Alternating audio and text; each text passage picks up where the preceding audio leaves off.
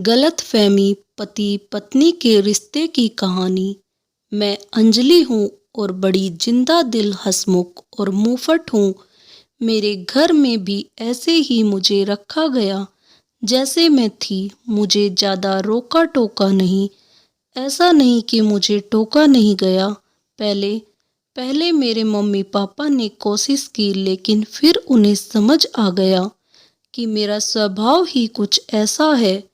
इस स्वभाव के चलते मेरे कई दोस्त भी बने। लड़कियां तो कम थी, लड़के ज़्यादा।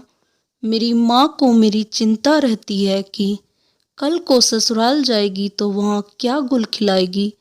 पर मेरे पापा कहते हैं जो होगा अच्छा ही होगा। ऊपर वाले ने इसके लिए भी कुछ सोचा ही होगा। मेरी शादी की उम्र होते ही मेरे लिए रिश्ता ढूंढना घर वालों ने शुरू कर दिया। कई तो घर तक पहुंचते ही नहीं थे। उसके पहले ही केवल इसलिए मना कर देते थे कि लड़की बोलती बहुत है।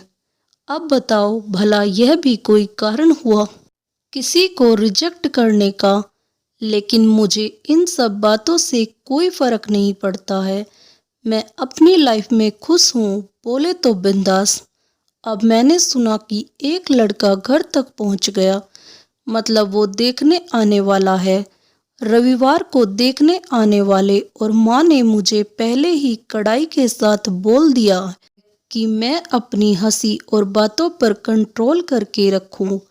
अमित और उसके घर वाले मुझसे मिलने आए और फिर जैसा कि होता है, चाय नाश्ता होने के बाद अमित और मुझे अकेले में बात करने को कहा गया। मैं कब से अपने आप को रोक के बैठी थी। इतना चुप तो मैं कभी नहीं रही। फिर क्या था, जैसे ही वो आए मैंने बोलना चालू। मैंने सब पूछ लिया जो मेरे मन में था। कितना कमाते हो, घूमने का शौक है कि नहीं। बीच में मुझे लगा कि कहीं यह मना ना कर दे, पर अमित को मेरी यह बात ही पसंद आई। घर वालों ने शादी करा दी। अमित बड़ी सिटी में रहते हैं, वहीं अच्छी जॉब है, इसलिए शादी के 1 महीने बाद मैं भी वहीं चली गई। अमित सुबह 8 बजे ऑफिस जाते थे तो 6 बजे वापस आते थे। ऑफिस के सारे उनके फ्रेंड एक दिन हमारे यहाँ खाने पर आए। शादी के बाद यह पहली बार था जब सब मिल रहे थे। उस समय तो मैंने बात नहीं की, लेकिन जब घर में वो आए तो मैंने सबके साथ खूब गप्पे लड़ाए। अमित के बारे में पूछा। अमित मुझसे बोल रहे थे कि यह मुझसे ज़्यादा तो तुम्हारे दोस्त लग रहे हैं। उसमें ही अमित का एक दोस्त था, रवि। वो पहले ऑफिस में था, लेकिन अब वो मॉडलिंग करने लगा था। मैंने उसके साथ भी खूब बातें की। वो मुझसे खाना सीखना चाहता था। मैंने भी बोला आ जाओ, मैं तो पूरा दिन फ्री रहती हूँ, कभी भी आओ। अमित सुबह जब ऑफिस गए तब रवि अगले दिन सच में खाना सीखने आ गया। थोड़ा बहुत मैंने उसे सिखाया और शाम को वापस चला गया। रवि अपनी कैब भूल गया था। जब अमित ऑफिस से आए तब उन्होंने मुझसे पूछा कौन आया था, क्योंकि उन्हें कैब दिखाई दे दी। मैंने बोला रवि कल खाना सीखने को बोल रहा था, आज आ गया, अभी तुम्हारे आने के पहले गया है। उनका चेहरा थोड़ा उतरा। वो बोले अच्छा, इतना रुका तो मुझसे भी मिल ही लेता। मैंने उस समय उनकी बात पर इतना ध्यान नहीं दिया। अगले दिन जब वो ऑफिस से आए तो रवि घर पर ही था। अमित उनसे मिले, उनकी कुछ बातें हुई। जब वो गया तब वो बाथरूम में फ्रेश होकर आए और जैसा कि मेरी आदत थी मैं पूरे दिन की कहानी बड़बड़ करके उनको बता रही थी।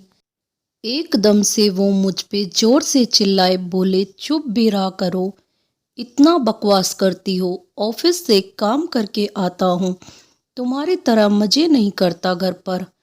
ऐसा गुस्सा मुझ पर कभी किसी ने नहीं किया था, मेरे पापा ने भी नहीं। मेरी आवाज़ बंद हो गई और आंसू शुरू हो गए। मुझे समझ नहीं आया कि उन्हें किस बात पर इतना गुस्सा आया। हम दोनों में बात बंद हो गई।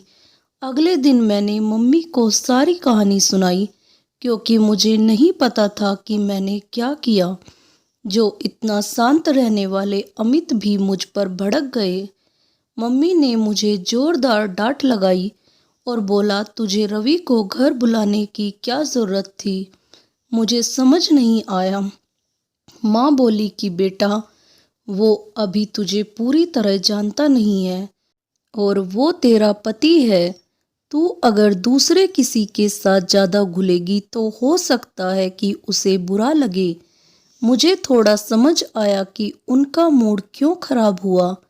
अगले दिन फिर रवि आता है सीखने के लिए। अब रवि को कुछ प्रोजेक्ट मिल गया था तो 2-3 महीनों के लिए वो बाहर जाने वाला था। अमित ऑफिस से आए तब रवि को मैंने रोक रखा था। अमित का मुंह उतरा हुआ था, उसे देखकर और ज़्यादा खराब हो गया। बातों बातों में मैंने बोला कि मैं बहुत खुश हूँ, रवि को कोई प्रोजेक्ट मिला है, वो बाहर जा रहा है।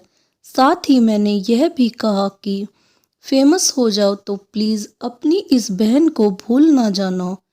रवि बोला, अरे बिल्कुल नहीं, अभी कुछ दिन से आपकी वजह से मेरा पेट ठीक है, वरना बाहर का खाकर इन्फेक्शन हो रहा था। अमित का चेहरा अब बदल गया था। उसके चेहरे पर बहन सुनकर स्माइल आ गई थी। रवि गया। मैं अमित से बात अभी भी नहीं कर रही थी क्योंकि वो मुझ पर भड़का था। आज उनके तेवर बदल गए थे। मेरे पास में आना चाहते थे, मुझे मनाने। फिर उन्होंने थोड़ी कोशिश की, तब मैंने बोला कि आप कल क्यों गुस्सा हुए थे, इस बारे में मुझे सही बता दोगे तो मैं मान जाऊंगी। वो बोले, ऐसे ही कुछ ऑफिस में ज़्यादा काम था। मैंने कहा, नहीं मुझे पता है। वो बोले, क्या? मैं बोली, पति पत्नी का रिश्ता विश्वास और भरोसे का है। आप अगर मुझे कुछ बताएंगे नहीं कि आप क्या सोच रहे हैं या क्या गलतफहमी पाल के बैठे हैं तो मुझे पता नहीं चलेगा। मैं समझती हूँ कि इतना भी सही हो, मन में ऐसे ख्याल आ जाते हैं। आपकी जगह मैं होती तो शायद वही सोचती जो आपने सोचा, लेकिन हम बात करके एक दूसरे को समझ के सब बातें सॉल्व कर सकते हैं। उनके चेहरे पर एक बड़ी स्माइल थी। अब वो मुझे ज़्यादा समझदार समझने लगे। गलतफहमी एक बड़ी वजह है पति पत्नी के रिश्ते को कमज़ोर करने की।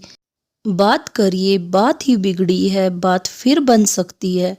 दोस्तों, आपको ये कहानी कैसी लगी मुझे कमेंट्स करके ज़रूर बताएं और मेरे चैनल को सब्सक्राइब करना ना भूलें। धन्यवाद। राधे राधे।